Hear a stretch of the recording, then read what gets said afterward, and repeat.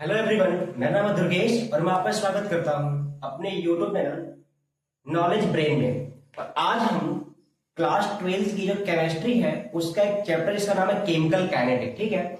उसमें हम zero order chemical reaction के लिए इंटीग्रेटेड रेट इक्वेशन क्या होता है उसके बारे में उसका हम डेरिवेशन करेंगे और उसको निकालेंगे, ठीक है। जो कि हमारे बोर्ड के लिए, आईआईटी जेई के लिए और नीट के लिए, ठीक है, उसमें बहुत सारे कॉन्सेप्ट आते हैं, क्वेश्चंस आते हैं। चलिए शुरू करते हैं। तो आज हमारा टॉपिक क्या है लिखता हूं, ठीक है।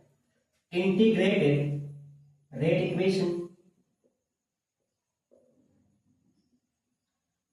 Integrated rate equation of zero order reaction.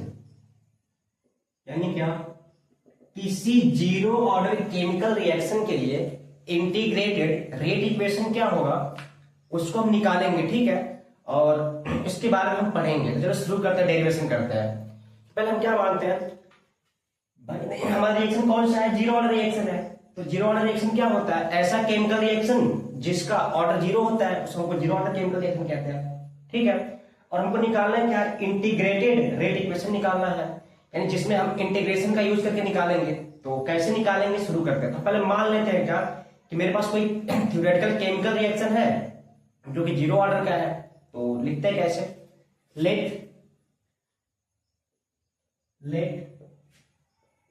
A chemical reaction,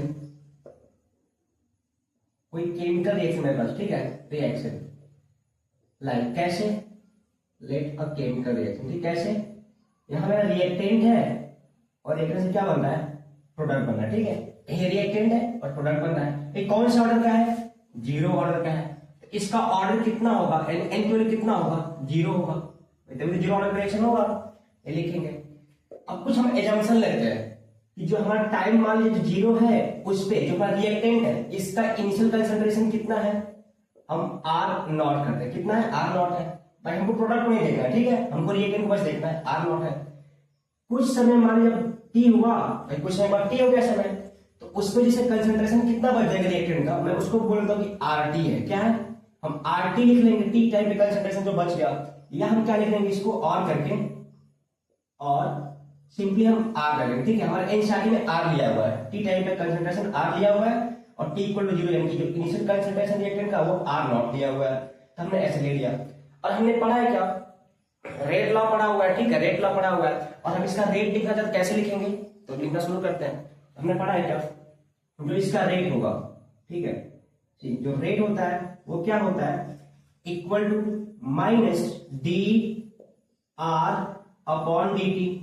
ये क्या होता है? Instantaneous rate. कौन सा रेट होता है? Instantaneous rate. ये होता है रिएक्टेंट के घटने का रेट। माइनस किसको बोला? रिएक्टेंट के कंसंट्रेशन में चेंज टाइम के साथ, ये हो जाएगा। या फिर क्या लिखेंगे इसको हम? Plus the concentration of product divide by क्या? डीटी। प्रोडक्ट की क्या? बनने का रेट, या रिएक्टेंट के घटने का रेट है, या प्रोडक्ट के बनने का रेट है।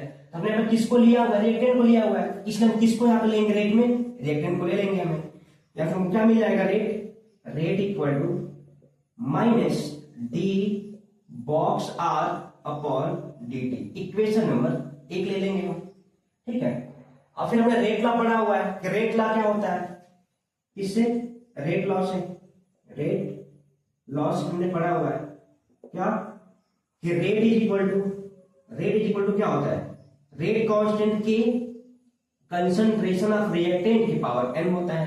यहाँ पे n क्या होता है? इसका ऑर्डर होता है। इसको हम बोलेंगे क्या? इक्वेशन नंबर 2 ले लेंगे। अब देखिए इक्वेशन 1 से और इक्वेशन 2 से हमको क्या दिख रहा है? यहां से फ्रॉम इक्वेशन 1 एंड इक्वेशन 2 हमको देखने को मिल रहा है क्या कि इक्वेशन 1 में जो लेफ्ट हैंड साइड है, इक्वेशन 2 में जो लेफ्ट हैंड साइड है, दोनों आपस में बराबर हो जाएगा। तो क्या हो जाएगा हमारा? Minus d r upon d t equal to क्या बन जाएगा हमारा?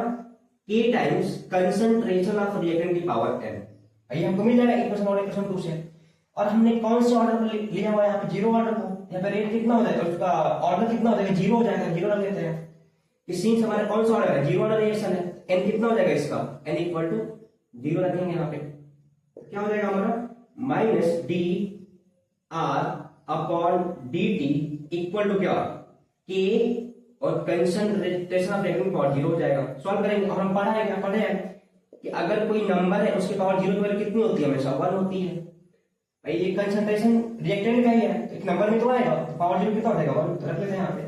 क्या मिलेगा हमको minus d r upon d t equal to क्या, के, इस वैल्यू कितनी हो जाएगी 1, तो क्या मिलेगा हमको minus d r upon d t equal to क्या मिलेगा हमको, इक्वल टू के मिलेगा। ठीक है, ये हमको एक इक्वेशन मिल रहा है यहाँ पे, इक्वेशन को हम 3 बोलते हैं। ठीक है, थर्ड बोल लेते हैं, इक्वेशन थर्ड। इस इक्वेशन को, ठीक है, हम जीरो ऑर्डर केमिकल रिएक्शन के लिए डिफरेंशियल इक्वेशन भी बोलते हैं। क्या बोलते हैं इसको हम, इसको डिफरेंशियल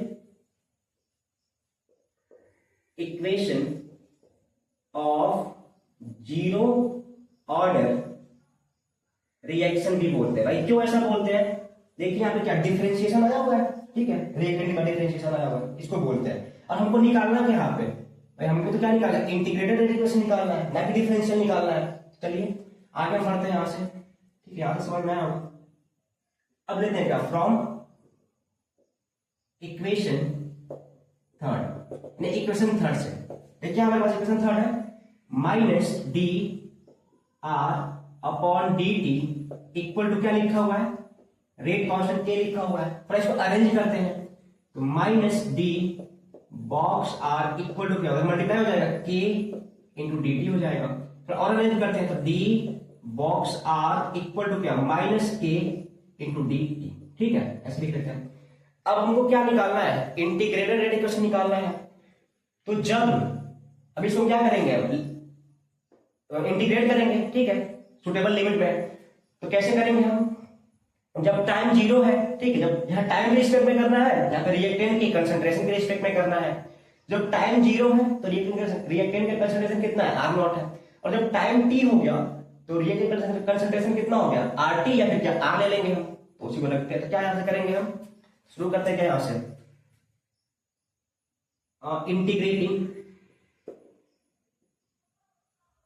इंटीग्रेटिंग बोथ साइड्स,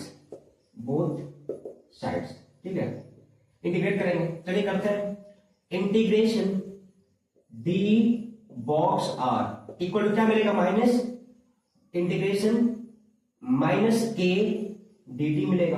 अब के क्या है, के तो रेट कांस्टेंट है, कांस्टेंट रहेगा, बाहर हो जाएगा।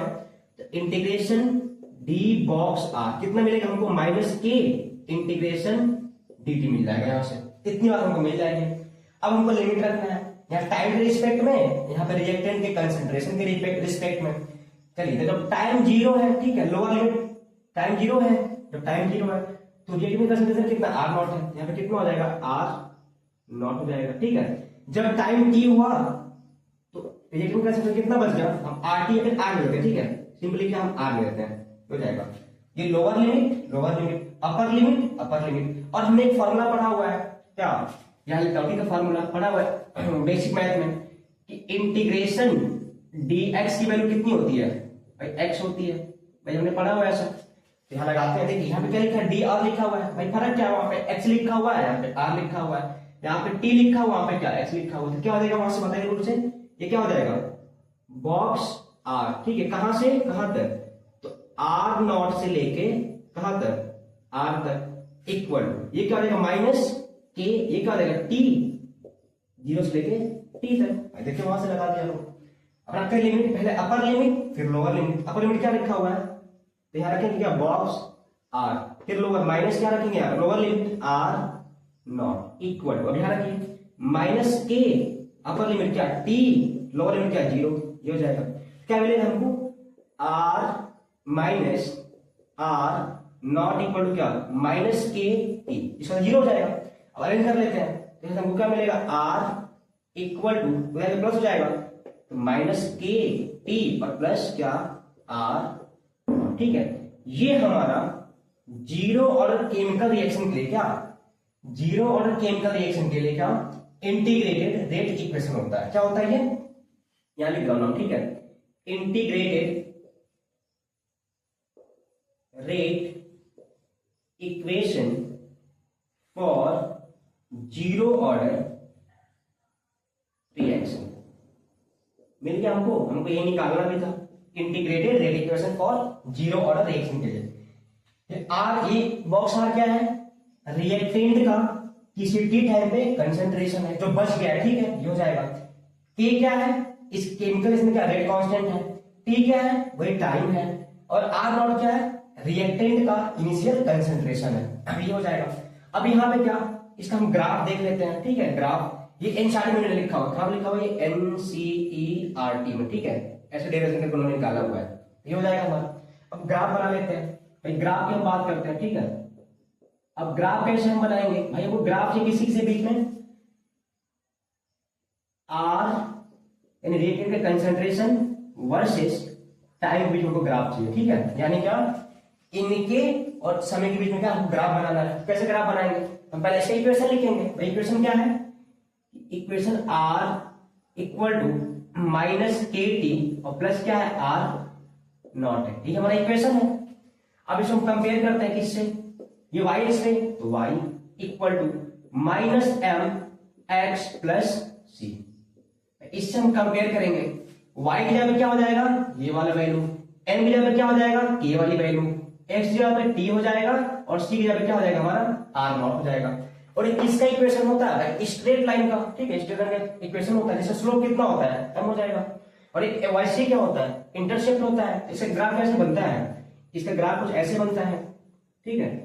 यहाँ पे x होता है, ये वाला y होता है, और ये ग्राफ कुछ ऐसे घटते हुए बनता है, ठीक है, विथ निगेटिव स्लोप। एंगल बनता है यहाँ पे थीटा, हम क्या लिखते हैं इसका स्लोप लिखते हैं, स्लोप इक्वल टू क्या होता है टेन थीटा, और टेन थीटा क्या होता है परपेंडिकुलर ऑन बेस यानी क्या माइनस एम, ठीक है। ये हमारा क्या होता है इसका स्लोप हो जाता है ये वाला। और जो ये वाला पार्ट होता है यहाँ से यहाँ तक, इसको इंटरसेप्ट बोलते हैं, ठीक है। इंटरसेप्ट कितना होता है सी, ये वाला पार्ट सी होता है। और ये पॉइंट हमारा क्या 0,0 यानी क्या होता है ओरिजिन होता है। ये इसका ग्राफ बन गया। अब हुआ हमको क्या करना है भाई, इसका हमको ग्राफ बनाना है। तो जहां y है वहां पे r हो जाएगा बॉक्स r, और जहां पे t है वहां पे क्या हो जाएगा x जगह पे t हो जाएगा, बाकी जगह पे m जगह पे k हो जाएगा, और c जगह r हो जाएगा। कैसे ग्राफ बन जाएगा, इसलिए ऐसे ऐसे यहाँ पे क्या रहेगा हमारा टाइम, और यहाँ पे क्या हमारा रिएक्टेंट का कंसंट्रेशन जो t टाइम में बचा हुआ है, और ऐसे ग्राफ बन जाएगा, ठीक है ऐसे। और ये हमारा क्या हो जाएगा इसका स्लोप यानी क्या हो जाएगा थीटा। तो क्या मिलेगा हमको भाई स्लोप, स्लोप इक्वल टू क्या टेन थीटा, और कितना हो टेन थीटा माइनस के, ठीक है, कितना हो जाएगा माइनस के, ये हो जाएगा।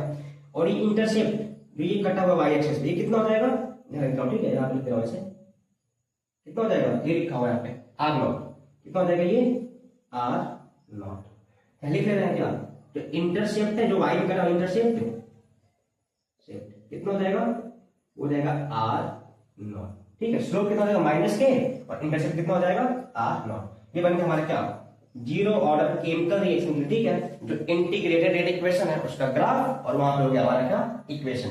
तो आई होप समझ में आया होगा, ठीक है। अगर समझ में आया वीडियो को लाइक करिए, चैनल को सब्सक्राइब करिए और शेयर करिए। फिर हम मिलते हैं नेक्स्ट वीडियो में, तब तक के लिए धन्यवाद, थैंक्स।